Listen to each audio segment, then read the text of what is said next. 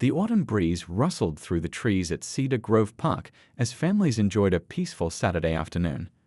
Children's laughter echoed from the playground, mixing with the cheerful chirping of birds and the distant sound of an ice cream truck's melody.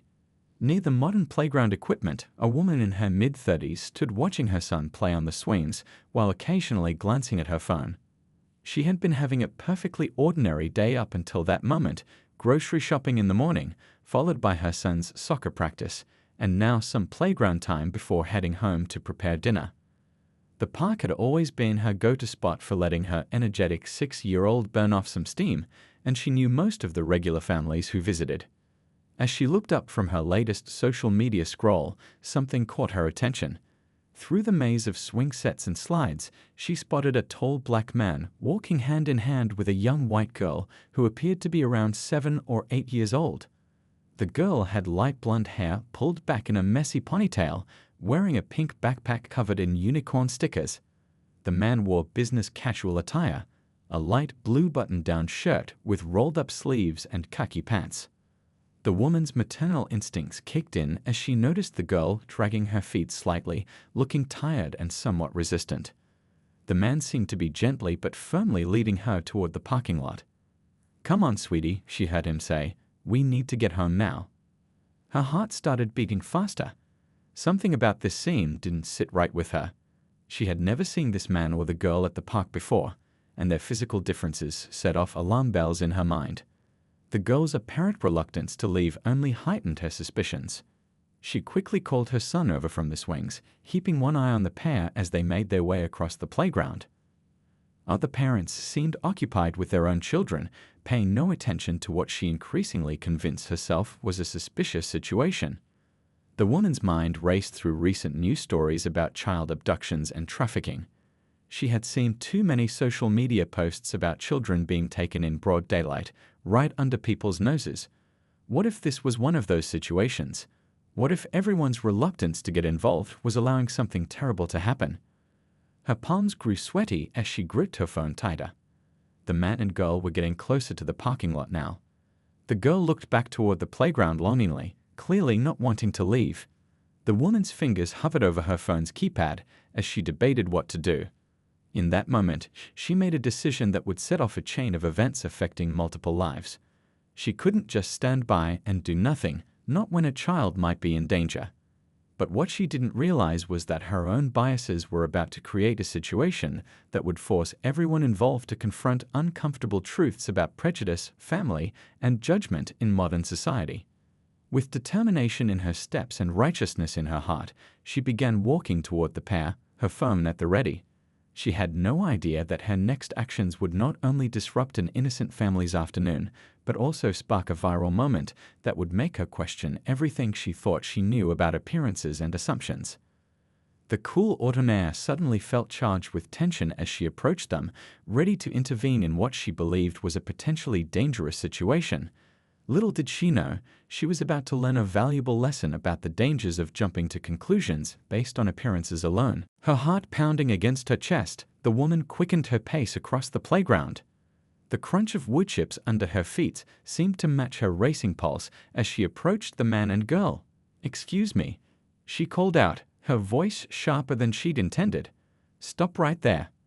The man turned around, his expression shifting from surprise to something that looked like weary recognition.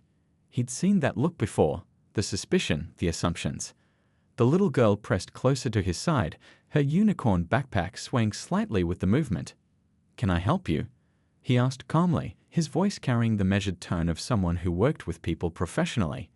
Despite the confrontational situation, there was a patience in his demeanor that came from years of handling difficult moments with grace. "What's your relationship to this child?" the woman demanded, already pulling out her phone and holding it up like a shield. Her fingers trembled slightly as she started recording. "She seems uncomfortable with you." The man took a deep breath, and when he spoke, his voice remained steady. "I'm her father," he explained, gently squeezing the little girl's hand. "We're heading home for dinner. She's just tired from playing." The woman's eyes narrowed as she looked between them. "Her father? That's impossible. Do you have any proof?" Her voice grew louder, drawing the attention of nearby parents who had been packing up their own children's belongings. Yes, her father, he repeated, reaching for his wallet while keeping his movements slow and deliberate. I'm a pediatrician at Central Hospital. My daughter and I are heading home after her dance class. She's tired because she had a long day. But the woman wasn't listening anymore. All she could see were the differences between them.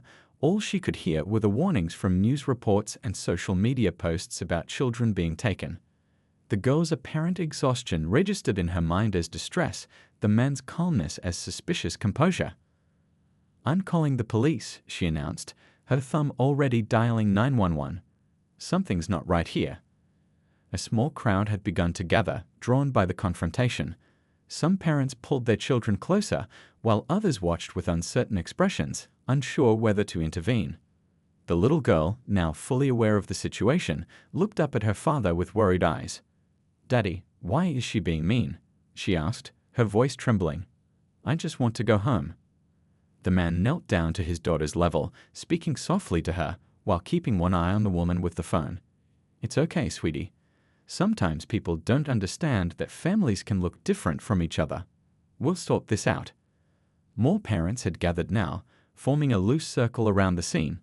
Some had their phones out, recording the confrontation. The autumn wind had picked up, carrying whispered conversations and judgments through the playground.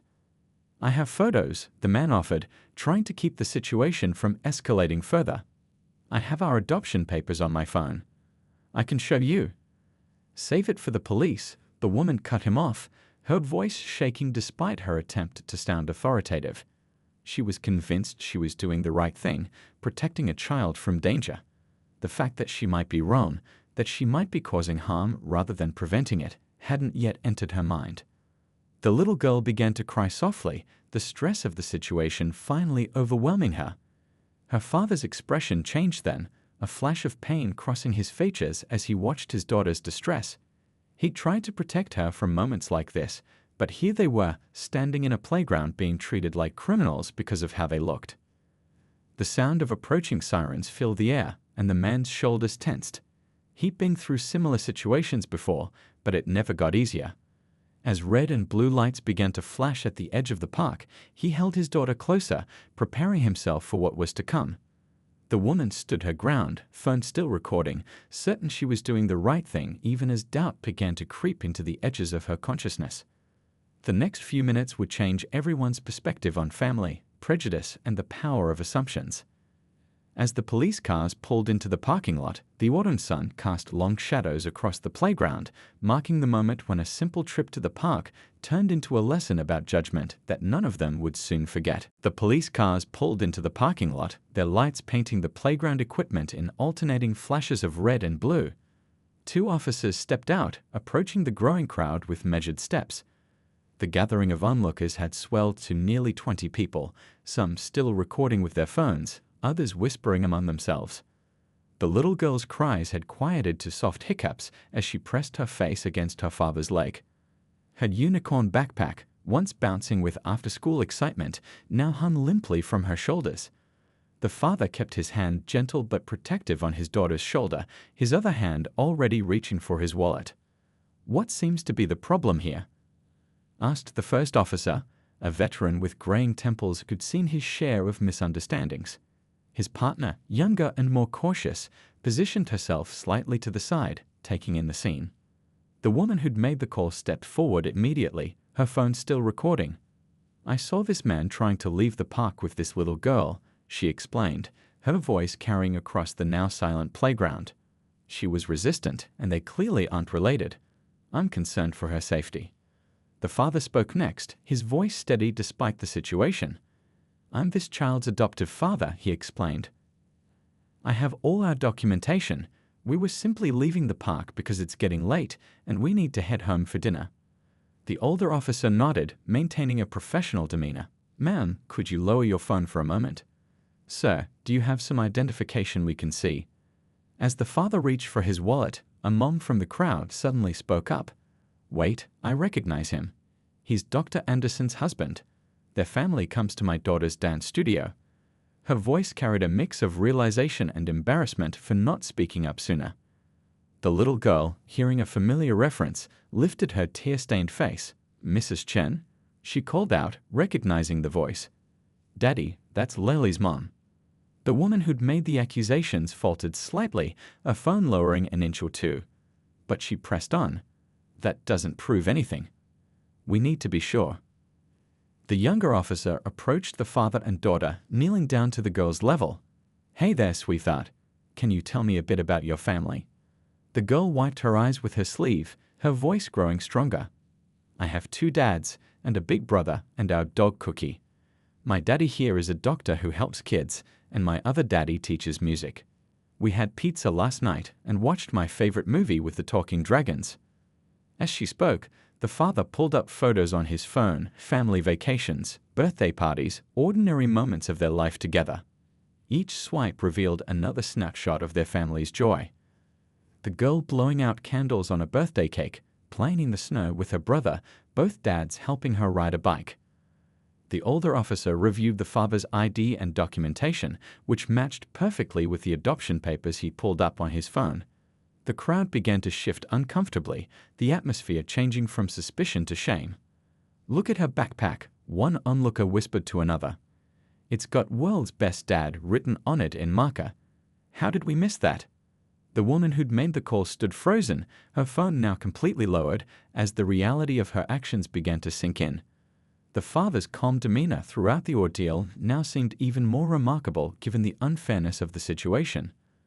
The little girl, feeling safer now, tapped at her father's sleeve. "Daddy, can we please go home now? Cookie needs his dinner too." Her innocent concern for their family dog cut through the tension, highlighting the ordinary family moment that had been disrupted by prejudice. The older officer turned to the woman, his expression stern but professional. "Ma'am, while we appreciate citizens being vigilant about child safety, we need to be careful about making assumptions based on appearances. This is clearly a loving father and daughter." The crowd began to disperse, many throwing apologetic glances toward the father and daughter. Some parents used the moment to quietly talk to their own children about judgment and assumptions. The woman who'd started it all stood rooted to the spot, her face flushed with the dawning realization of her mistake. The autumn sun was setting now, casting long shadows across the playground where just an hour ago, families had been enjoying a normal afternoon. But this wasn't just another day at the park anymore. It had become a moment that would make everyone present reconsider their own biases and assumptions about what makes a family. As the playground crowd thinned out, the older police officer took the father aside for a private conversation. The younger officer stayed with the little girl, who had finally stopped crying and was showing pictures on her iPad that she'd pulled from her unicorn backpack. "Look, this is from my birthday last month," the little girl said, her voice growing more confident as she swiped through photos. "That's my other daddy at the piano. He was playing the happy birthday song. And there's my big brother making a silly face with Cookie." She giggled at the memory, the sound bringing a hint of normalcy back to the tense atmosphere. The young officer smiled genuinely at the photos, recognizing the pure joy captured in each image. There was the little girl covered in flour while baking cookies with her dads, another of her proudly holding up a science fair project, and countless moments of ordinary family life that told their own truth about love and belonging. Meanwhile, the father spoke quietly with the older officer, his professional composure starting to show small cracks of emotion. "This isn't the first time something like this has happened," he admitted, running a hand over his tired face. "But it's the first time it's escalated to police involvement. My daughter, she's old enough now to understand what these assumptions mean." The officer nodded sympathetically, jotting down some notes. "I want you to know you can file a report about this incident if you choose to. What happened here wasn't right." Back by the swings, the woman who'd made the call stood watching, her phone now tucked away in her pocket. The weight of her actions pressed heavily on her shoulders as she observed the loving interaction between father and daughter. Other parents who were leaving the park walked past her, some shaking their heads in disapproval. A gust of cool evening wind rustled through the trees, carrying the distant sound of the ice cream truck that had seemed so cheerful just an hour ago. The little girl perked up at the sound, then looked uncertainly at her father, not sure if she was allowed to ask for ice cream after everything that had happened. The father caught her glance and managed a warm smile. "Maybe we can get ice cream another day, sweetie. Right now, we should head home. Papa and Cookie are waiting for us."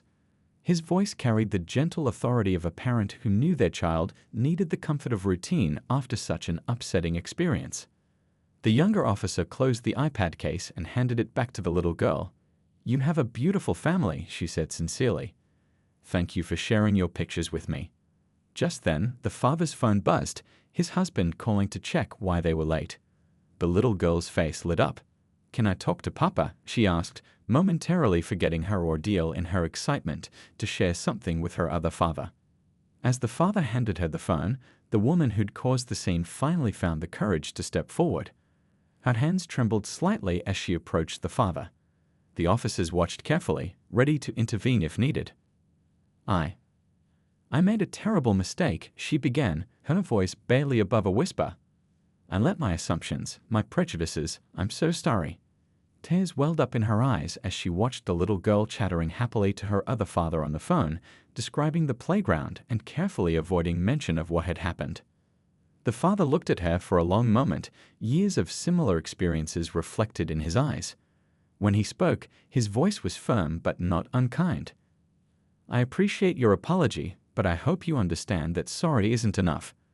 This moment will stay with my daughter for a long time. She'll remember this every time she goes to a park with me." The woman nodded, wiping her eyes. "I understand. I have a lot to learn. A lot to unlearn, actually." She glanced at her own child, who was watching the scene unfold with confused interest. The older officer stepped in, addressing everyone still present. "I think we've all learned something important today about not jumping to conclusions. Sometimes the best thing we can do is pause and think before we act." As the evening settled over the park, the family prepared to leave, their ordinary day forever changed by extraordinary circumstances. The little girl, resilient as children often are, had already begun to bounce back, though her hand gripped her father's a bit tighter than usual.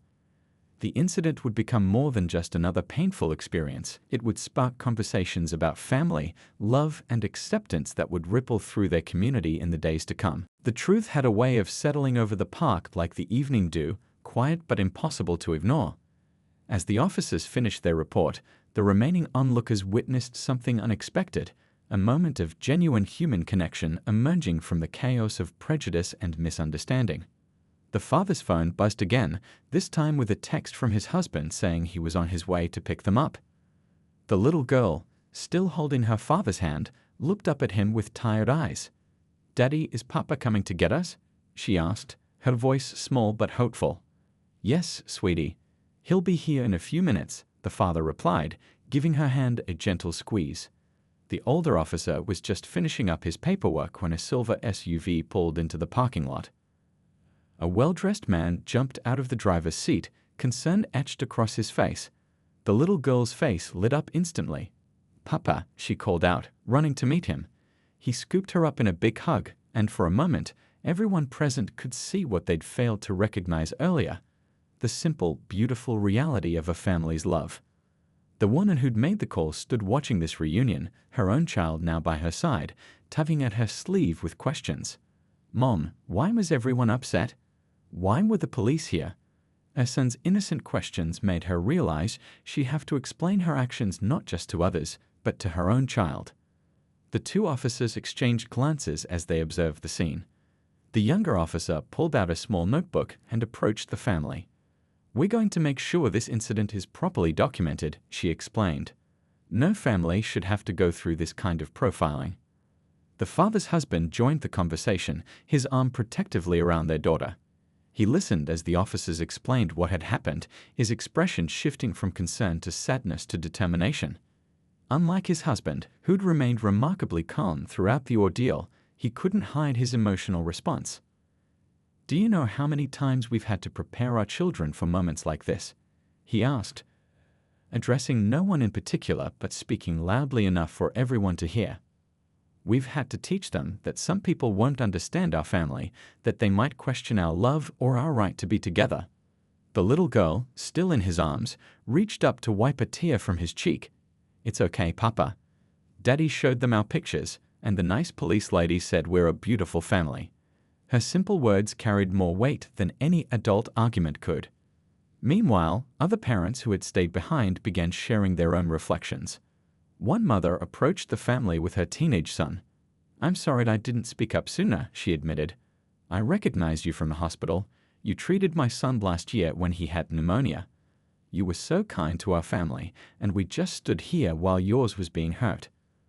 The woman who'd made the accusations watched as more people came forward with similar stories: parents whose children had been treated by the father at the hospital, families who knew them from the community. Each story revealed another thread in the tapestry of their lives that she'd failed to see in her rush to judgment. The older officer closed his notebook and addressed the small group that remained.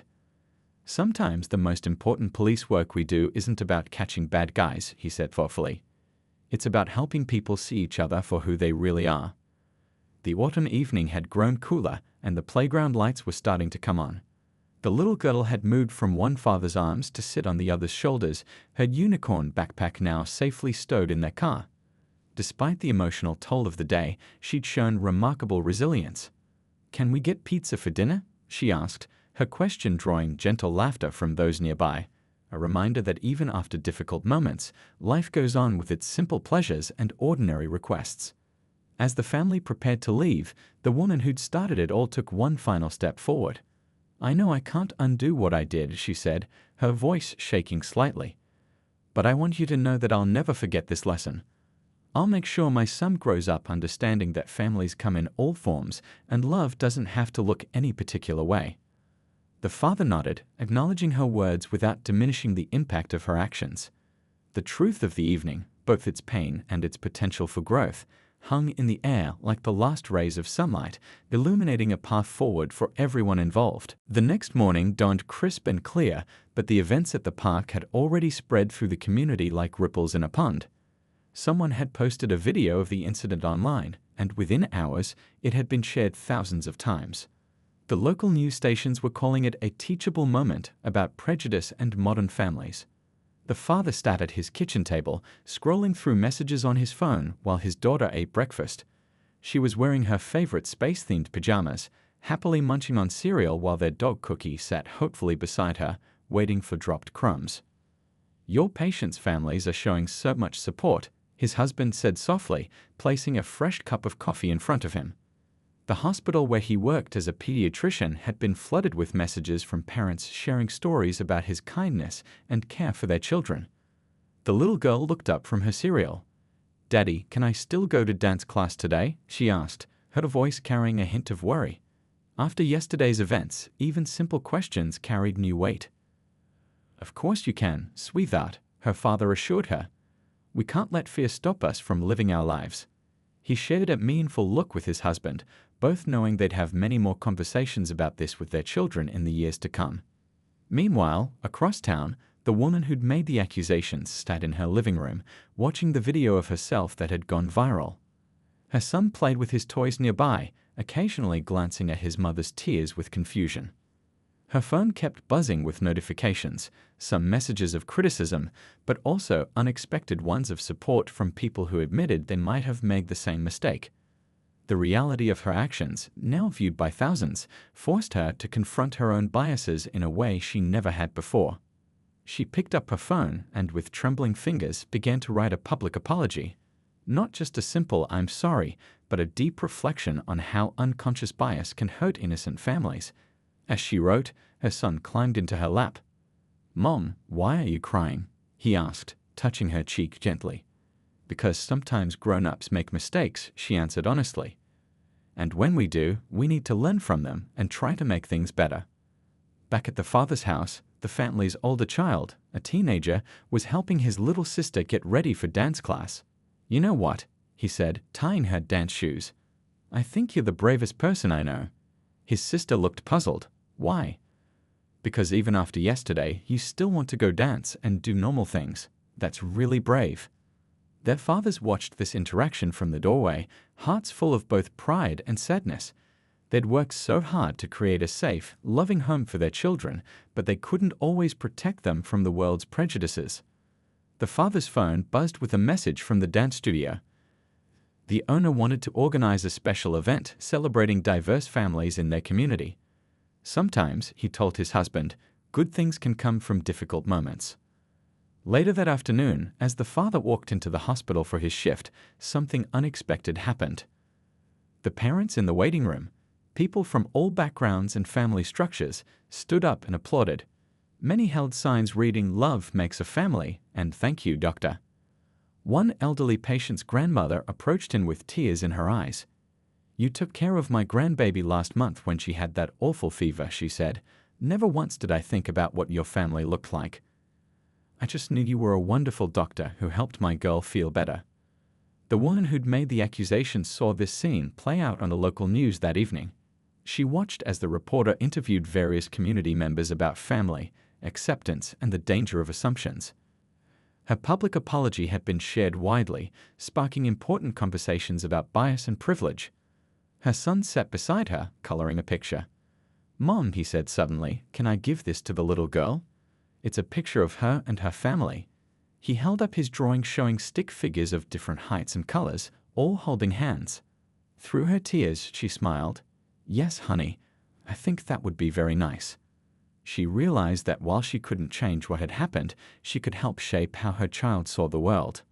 As the day drew to a close, both families reflected on how a moment of prejudice had transformed into an opportunity for growth and understanding. The incident had forced their community to confront uncomfortable truths about bias and judgment, but it had also revealed the capacity for change and acceptance that existed in people's hearts. 1 week after the park incident, the community center buzzed with activity. The dance studio had transformed its regular Saturday morning class into something special, a family celebration day. Colorful banners reading "All families are beautiful" and "Love has no boundaries" decorated the walls. The little girl twirled in her dance outfit, her eyes bright with excitement as she watched families of all kinds stream through the doors. Her father stood nearby, greeting people with warm smiles. Their dog Cookie, wearing a special therapy dog vest, wagged his tail as children stopped to pet him. "Look how many people came," the little girl exclaimed, pointing at the growing crowd. Families of every shape, size, and color filled the room. Single parents, grandparents raising grandchildren, adoptive families, multiracial families, and more. Each one represented a different story of love and belonging. The woman who'd made the accusation at the park stood nervously at the entrance with her son.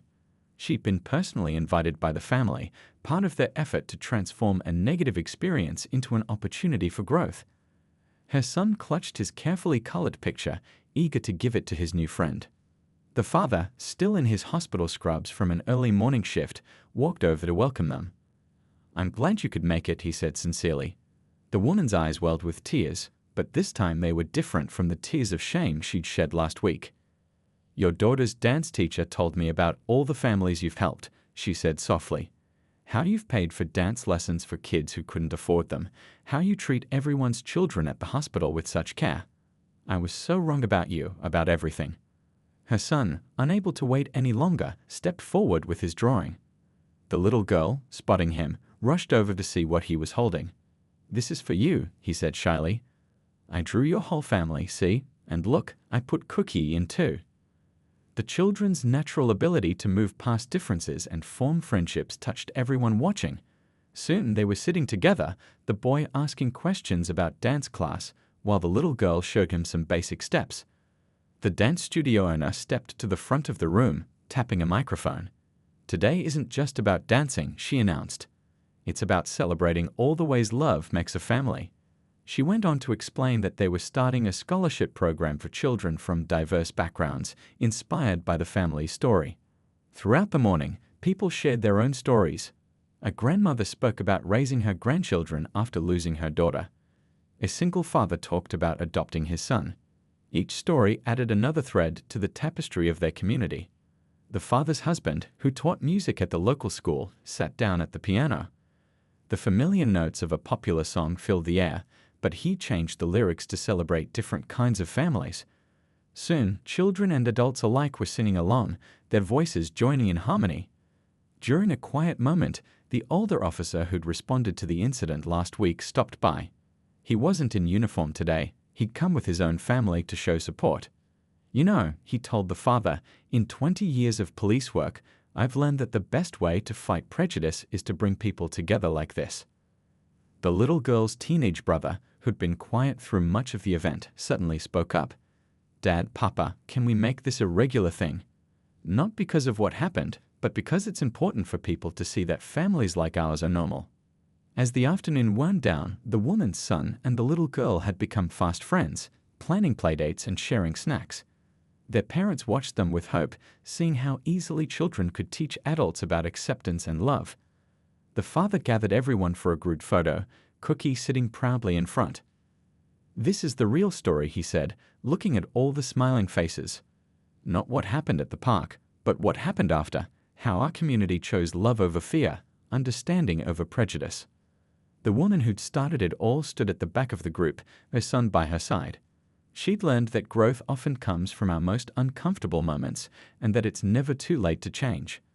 As the camera clicked, capturing the moment, she realized that sometimes our worst mistakes can lead to our greatest opportunities to make things right.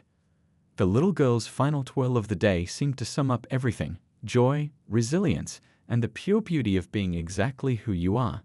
"Every family has its own special dance," she announced to anyone who would listen.